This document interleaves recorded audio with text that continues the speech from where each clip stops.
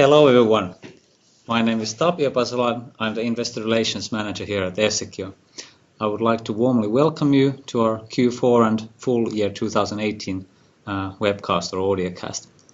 With me today I have our CEO Samu Konttinen as usual, who will next run through the highlights of the previous quarter and the full year.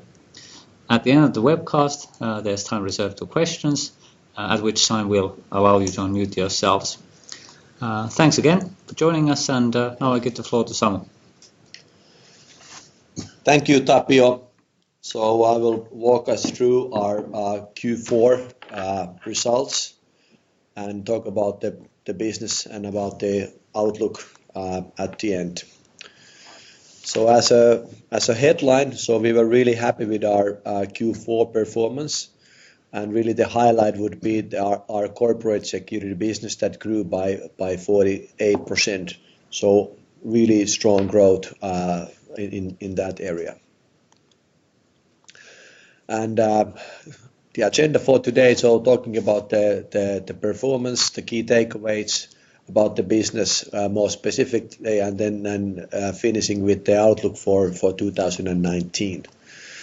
So the key takeaways from Q4 really are that starting from our managed detection and response business, which is a combination of F-Secure Rapid Detection Service and also Countercept from MWR, which complement each other really well. So we had a really strong quarter with both of the solutions. So that's definitely one of the highlights, and I'll talk more specifically about that later.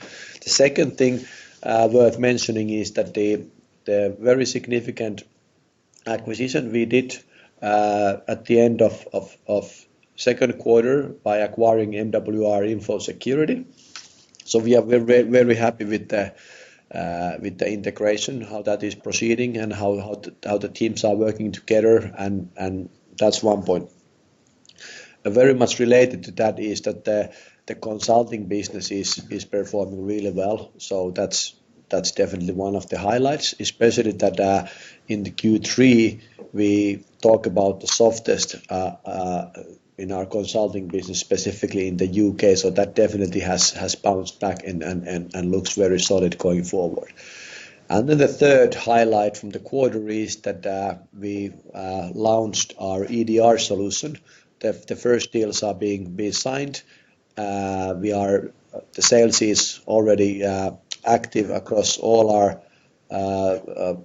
locations in tens of countries worldwide, and during the fourth quarter we made deals already in the eight countries, so it has picked up really nicely. Then on the consumer security, so there we continue the very stable progress. That business overall is very much as expected, and I'll talk more about that later as well. And then the last is our adjusted EBITDA that resulted to a very good 17.4 million, which is definitely at the high end of our own expectations. So a good quarter from that perspective, so delivering high end of our expectations EBITDA, whereas at the same time the B2B growth that really is the spearhead of our strategy performed a very strong 48% growth. So these are the two key numbers. And then looking at the numbers more specifically now for the full year, so 12% revenue growth, and out of which our corporate security grew 33%. Consumer security in slight decline, -3%, very much as expected. I already talked about the adjusted EBITDA landing 17.4 at the high end of our expectations. M&A expenses 3.6 million, very much as we've guided, so we've talked about that being in the range of 3.5 to 4 million. EBITDA 13.8, and the depreciation, amortizations, and purchase price allocation amortizations, these are really according to the plan. And at the end the EBIT of 4.5 million, which I think very much underscores the F-Secure current strategy that we are definitely investing into growth and not optimizing for short-term profitability. So with the scalable business model we have, significantly higher profitability would be easily achievable with just a smaller investment. So this is very important to understand. And then the rest of the key figures, so earnings per share, reflecting obviously the profitability there, and then the deferred revenue grew 11% of year. That has been on the same level for the last few quarters, so no change there. And then the cash and financial assets piece, so big change there, obviously due to the acquisition that we did in Q2, and then it was a cash-based acquisition.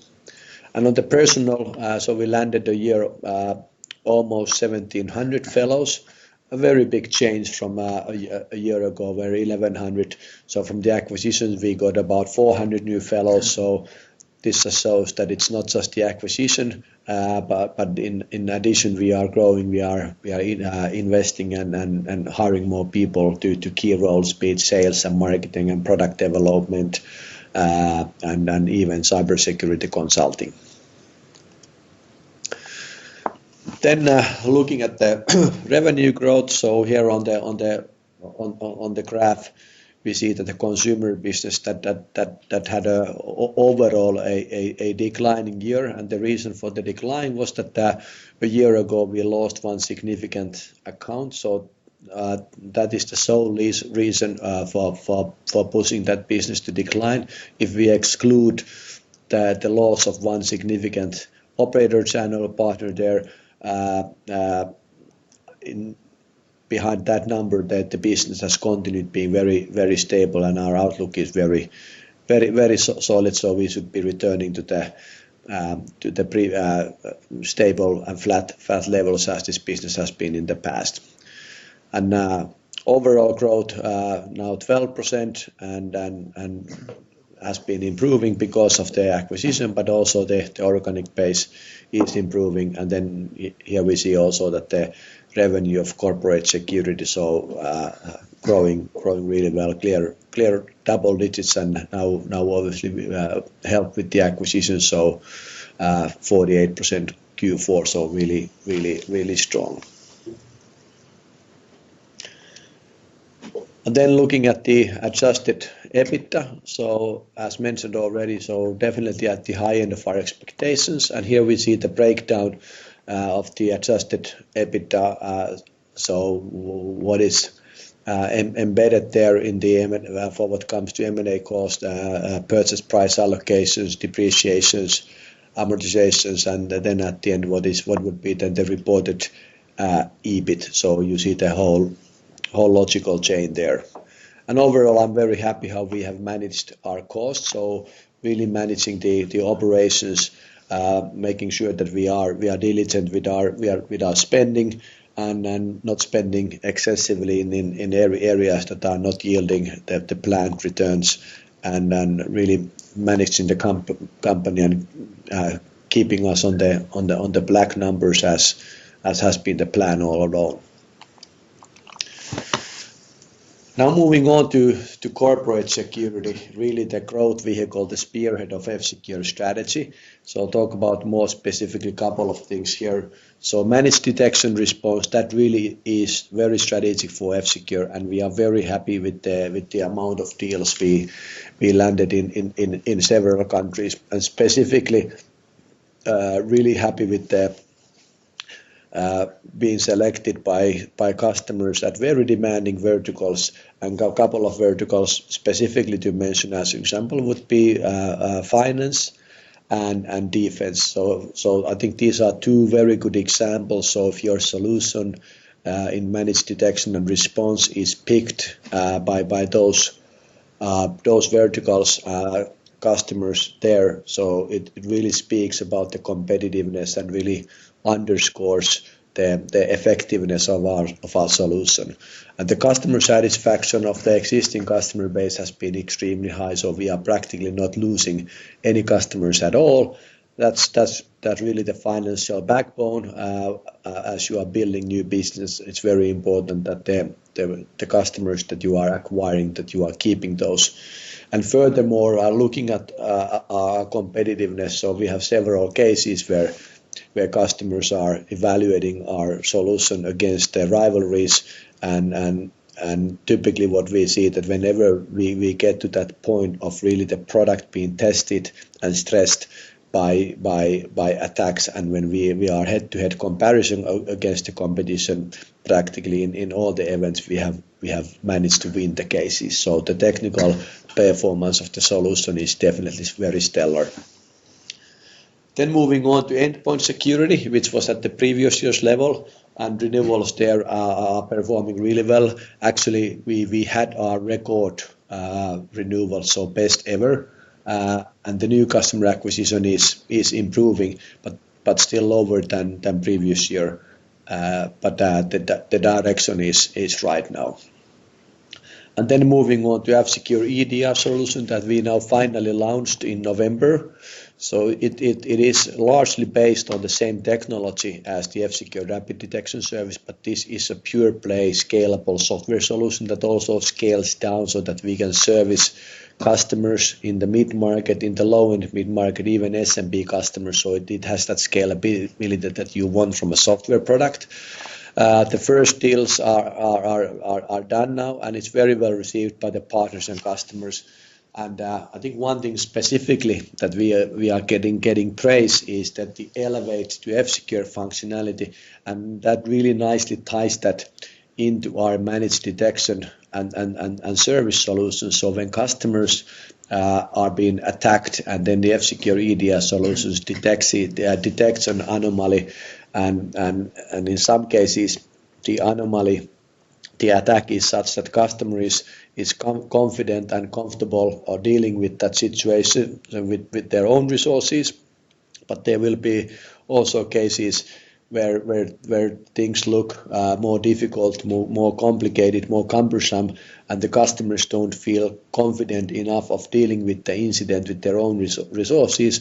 So in those cases, the customers can use F-Secure EDR's Elevate to F-Secure functionality, meaning that the case is transferred to F-Secure Service Center, practically to the same teams that are behind the F-Secure Rapid Detection Service, behind our managed detection and service solution. So customers having a benefit of getting immediate access to those experts dealing with the incidents. So we are very, very excited about that.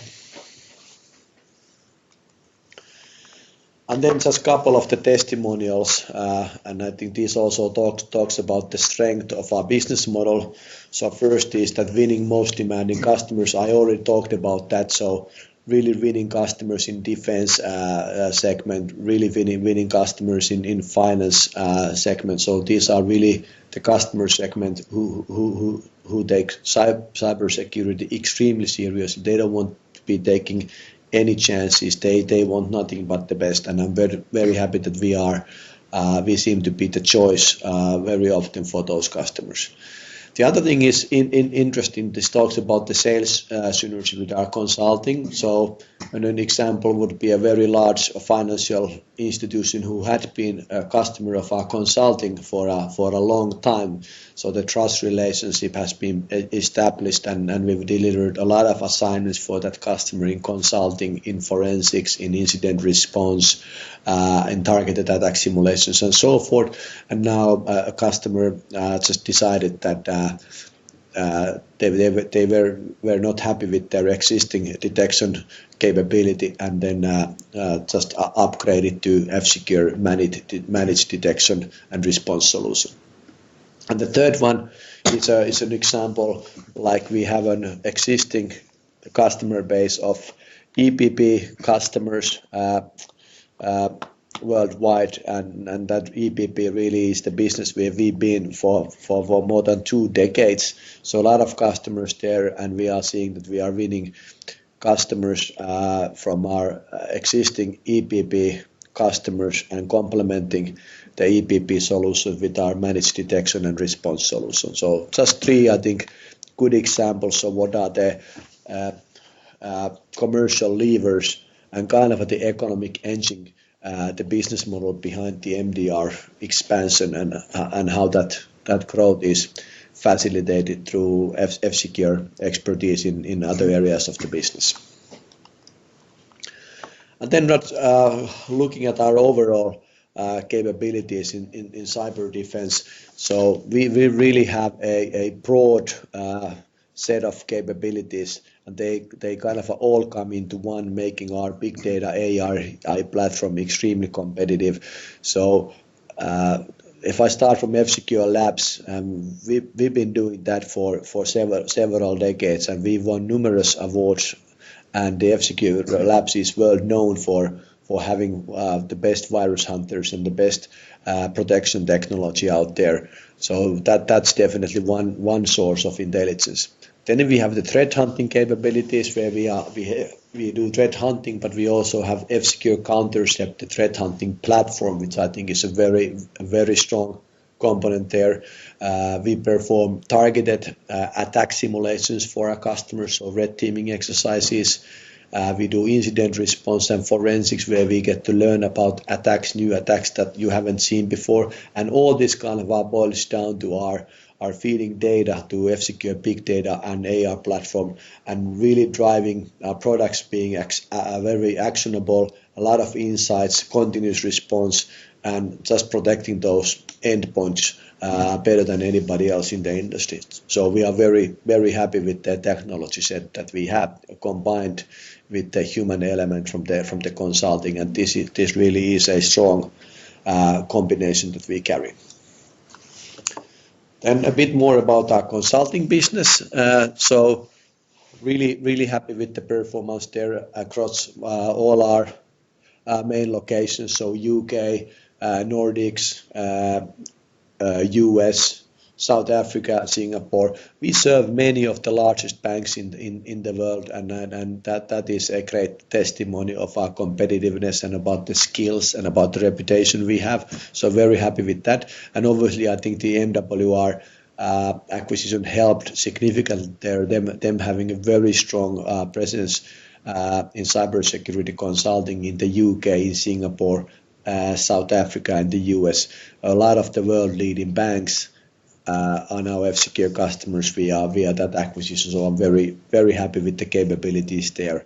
And the business continues growing, and outlook there is that the cyber attacks will continue haunting companies, and the need for cybersecurity services and expertise is just growing so fast that there is a tremendous talent shortage out there, and customers really need that help. They need the expertise, and then there's going to be ongoing demand for cybersecurity services. A great market to be at for F-Secure. And then recapping the overall our offering in B2B space. So we are now able to address all the key segments there, starting from prediction, moving to prevent, and then really specifically detect and response, which is the biggest investment area for F-Secure. And here I think you can group these in a couple of ways. Definitely one group would be the overall cybersecurity consulting that I already talked about, where we do forensics, incident response, security and risk management, targeted attack consulting, so a lot of that. Then going into the products, so endpoint protection and EDR, endpoint detection and response. So we are seeing that as one very interesting market. According to data from Gartner, as an example, 70% of customers are buying endpoint detection and response combined with the endpoint protection product. So we have a very big business opportunity there to cross-sell EDR on top of our existing EPP customers, but also winning new customers. So that's definitely one of the key battles for F-Secure. And the other one, or the third one, would be the managed detection and response, managed threat hunting. So that really is the big investment area for F-Secure, and there the solution F-Secure Countercept is really a cutting edge technology there. And then moving on to consumer. So first the operator channel, which is the big part of the consumer business. So the order intake was there at the previous year's level. And I'm very happy how we have now signed the first F-Secure Sense deal, both with the operators and also with the leading router manufacturers. So we have so far announced one name, that is Elisa, that we've talked about publicly, and then we will be announcing more wins there going forward. But that continues being really exciting opportunity for F-Secure, and we see operators are really looking how would they best go and protect their entire digital home, how would they protect all those connected devices their customers have in their households. And the fact that F-Secure has an existing relationship with almost 200 operators makes us uniquely positioned to place the Sense SDK technology stack to those operators' routers, and really equipping and enabling operators to start tapping into that business opportunity, a new revenue stream for operators. But in addition, just kind of making sure that the operators can communicate their consumer customers, their households, that all the devices, all the IoT, all the home IoT is protected. And although us having already a very substantial footprint in the operator channel, having almost 200 operator partners, so we continue winning new partners, and here are some of the logos that we won during 2018. One of the nicest one there definitely would be Sonet from Japan, which I believe is the third largest ISP in Japan. So that's definitely an interesting win. But we have also a couple of other different kind of logos here. So OP Bank and Univ. So these are not operators, but these are services organization in finance industry, the bank and in insurance. And they wanted to start offering F-Secure consumer security products to their consumer customers. So we are actually quite excited how these new kind of go-to-market models and new channels will ignite. And then looking at the F-Secure consumer security from the direct business perspective, which is a smaller part of our business, but still very interesting. So ordering intake there on the previous year level as well, similarly as with the operator channel. Renewals are very strong, so that just talks about the offering value and really the quality of the products that the consumers, once they get to F-Secure family, they really love the products, they continue using the products, the renewal rates are extremely high, so that's really a good thing. And then if you look at the growth levers, it really is about the cross-sell. So cross-selling the F-Secure Total, which is a combination of Safe and Freedom, to Safe customers or to Freedom customers. So those customers who originally just had the Safe, the internet security product, so complementing that with VPN and privacy solution, or those customers who originally only had the VPN and privacy solution with F-Secure, so complementing that with the Safe, with the internet security solution. So the F-Secure Total is really a great solution for consumers. It's very comprehensive.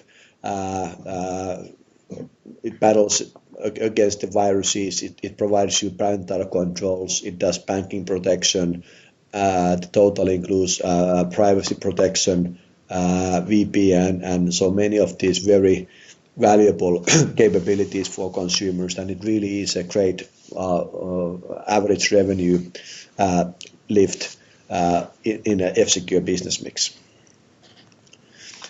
And then finishing off the presentation, looking at the outlook for 2019.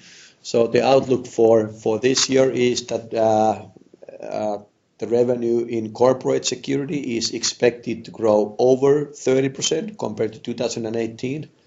Revenue from our consumer security is expected to stay approximately at the same level as in 2018, and adjusted EBITDA is expected to be above 15 million euros, excluding the impact of IFRS 16. And at the end of Q1 report, we will be specifying more granularly what this IFRS 16 impact will look like, but we will all the time be disclosing comparable numbers so people understand how is it that we are tracking against the guidance. So this is the short-term guidance for 2019, and then really looking at the long-term guidance for 2021, our strategy period. So there we continue with the guidance that we had in the past. So we are not changing that. So long-term, we expect the corporate security growth being above 15% annually, and the profitability. So we are not guiding that specifically, but the message that we want to signal is that we are continuously seeking to balance growth investments and profitability, really to optimize long-term value creation for the shareholders. So it is subject to how are we growing and what the market opportunity looks like and all that stuff. So we haven't not wanted to lock ourselves to a particular EBITDA levels, other than saying that the long term the EBITDA, the profitability is expected to improve significantly in the long term, which again underscores the investments that we are now placing to facilitate the growth. So long term, really significantly improving the profitability. So that finishes the outlook parts, and I think I managed to talk about the highlights of 2018 and specifically about Q4. Yep. Thank you. Thank you, Samu. And now, as usual, we have some time for questions if you have any, and please just unmute yourself and go ahead.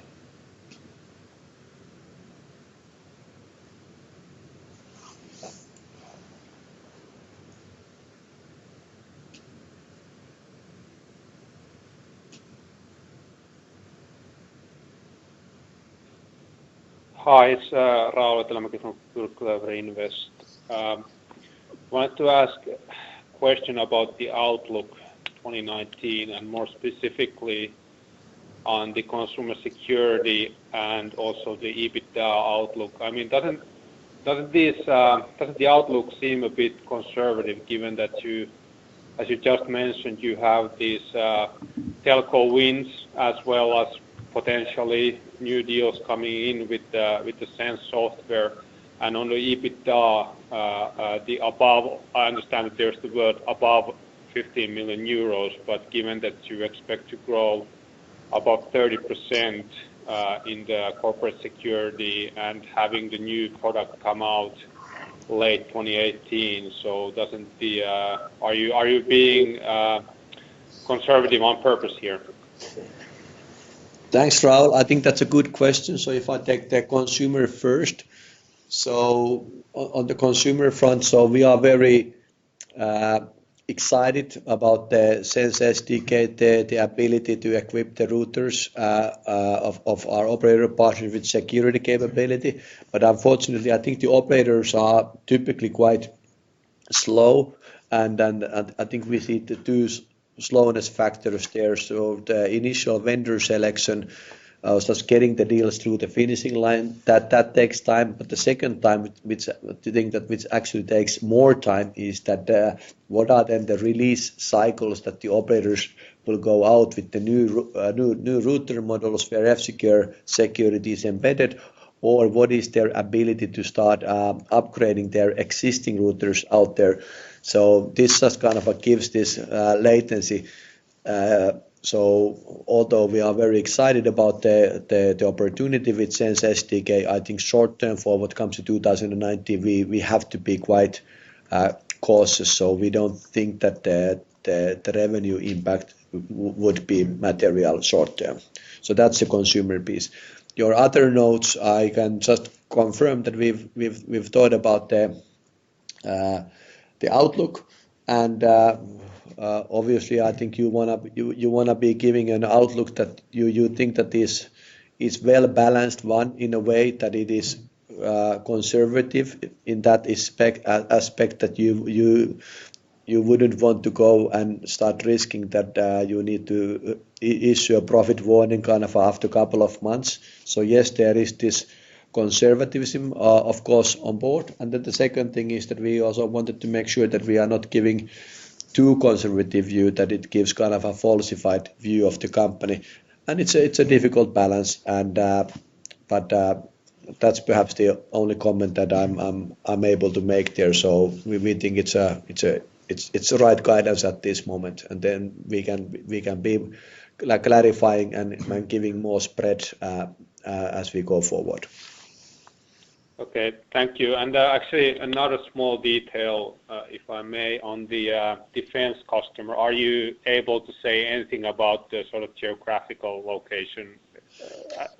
I mean, even the continent of the customer. That would be very interesting if you're allowed to say that. Well, continent I can answer, but I cannot be more specific. So continent is Europe. Okay, thank you. That was all. Thank you. Are there any more questions?